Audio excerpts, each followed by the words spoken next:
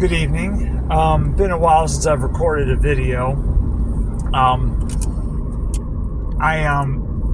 One issue that has come up, and I kind of ran into this years ago when I was on a Facebook group that dealt with pro-life, is that if you oppose abortion, if you completely oppose abortion, if you say that, abortion is murder and you completely oppose it, then people will often accuse you, or what they'll say is people will be like, well, okay, then do you oppose the death penalty? And if you don't oppose it, then you'll be effectively accused of hypocrisy or inconsistency.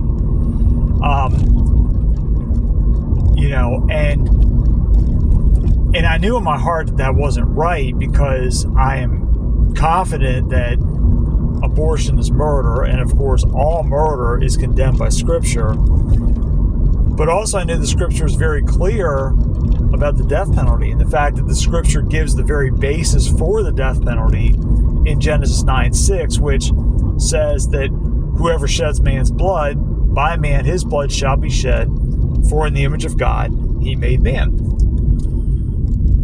But I didn't really know how to respond to that kind of argument. But then I thought about it recently, actually within the last few months, and I've had some clarity on this, and it could, and I would like to think the Lord gave me some clarity on this. I mean, I don't ever want to presume to say what God has or has not done, but certainly it's something I couldn't have thought of on my own. And the way to answer that, and the reason that, so in other words, so what I'm going to say in short is that to be pro-life and pro-death penalty do not contradict each other at all. In fact, they actually flow really from the same root belief. And the root belief is this: that all life, whether in the womb or outside the womb, all life is made in the image of God. And therefore, all human beings are equal. Every human being being made in the image of God has the same value. So that means that a human being in the womb has just as much value as the mother carrying that human being. And therefore, to take the life of that baby in the womb is murder, and it is sin, and it is wrong, and it should not be legal to do that. Likewise, when it comes to the death penalty, and we need to ask the question, what is a death penalty? And let's think about first, what is a penalty? A penalty is, I think we tend to think of a penalty more as just as a punishment, but we can think of a penalty more as really as a debt. It's a debt that is paid. It's some sort of debt that you owe for a crime that has been committed. Now, here's the thing. For example, if you steal $500 from somebody, the penalty should be you got to give that back. That money is that you have to give that money back. However, the thing of it is, though, is that there's an expectation that you now have to pay even more as a punishment for what you did.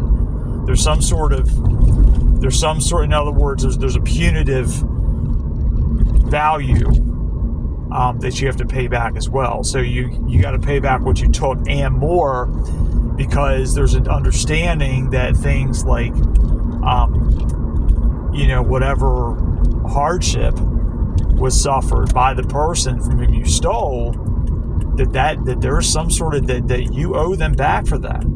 And oftentimes we award, in money, we award in money, something, so it's a penalty really is a debt that you have to pay for something you've done. When it comes to the death penalty, the reason What's happened is if you take somebody's life unjustly, then what is the just thing to happen? Well, the just thing is for your life to be taken. Now, where am I going with this? When you look at that, what the death penalty basically says is that if you take someone's life, that person's life mattered. That person's life had value. And because that person's life had value, then that means that there is a debt that you must pay for the life you took. And the only way to make it right is for your life to be taken just as you took theirs. It's your life for their life. It's a payment. It's a debt. However, if you end up saying that, oh, well, we should just abolish the death penalty. You know, we shouldn't put people to death for murder. Well, then, and nobody would intentionally do this. I know no one would do this on purpose. But effectively what that's doing is that you're saying that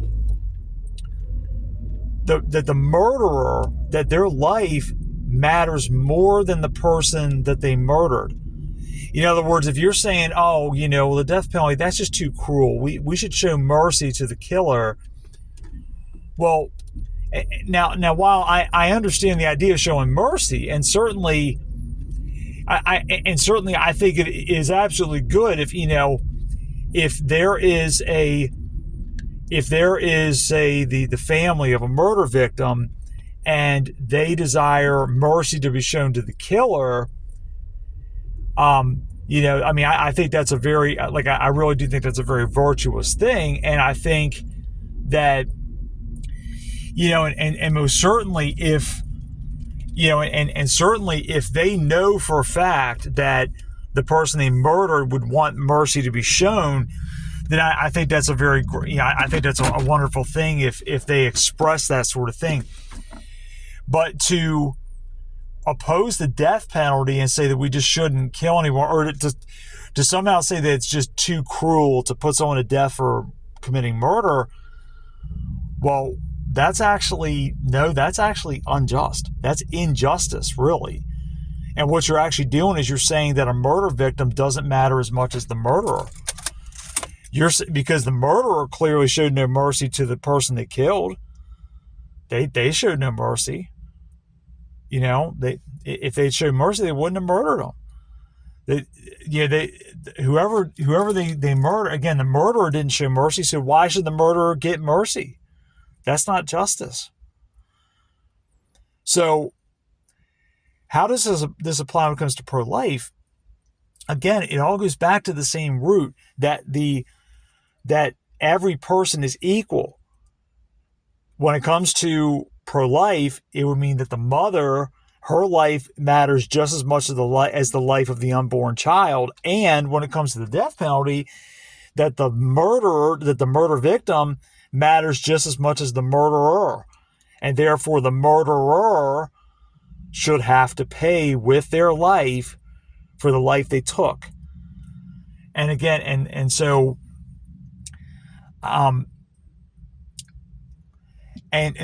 really when it comes down to it, no, actually, for somebody to be pro-life but then to oppose a death penalty would actually be inconsistent, because what you're doing is you're not being because the very basis of it is the fact that all life is that all human life is in the image of God and therefore equal. So if you apply that logic to protecting the unborn in the womb, but then you somehow say, yeah, but we shouldn't execute people for committing murder or some sort of heinous crime. Well, I would say primarily murder is what I'm thinking. If you say we shouldn't execute them, well, that's actually not being consistent, because what you're doing is you're saying somehow the murderer is worthy of mercy when they didn't show any mercy to the person they killed. In other words, it's okay that that someone's life was taken unjustly, but then it's okay their life was taken unjustly, but then somehow the murderer should be allowed to just go on. That's not justice. So hopefully that makes sense. Now, when it comes to things like a life sentence, which I understand someone might say is effectively the same as death, although at the same time I don't know if that's really true because first of all, Scripture knows nothing of a life sentence, and secondly, even a life sentence, you can still get college degrees and still do something for yourself. Um, that's another discussion, but hopefully this makes sense about what I've said. Hopefully my thoughts. I mean, I don't exactly know how to verbalize everything I'm thinking, but hopefully this makes sense. Thank you for watching.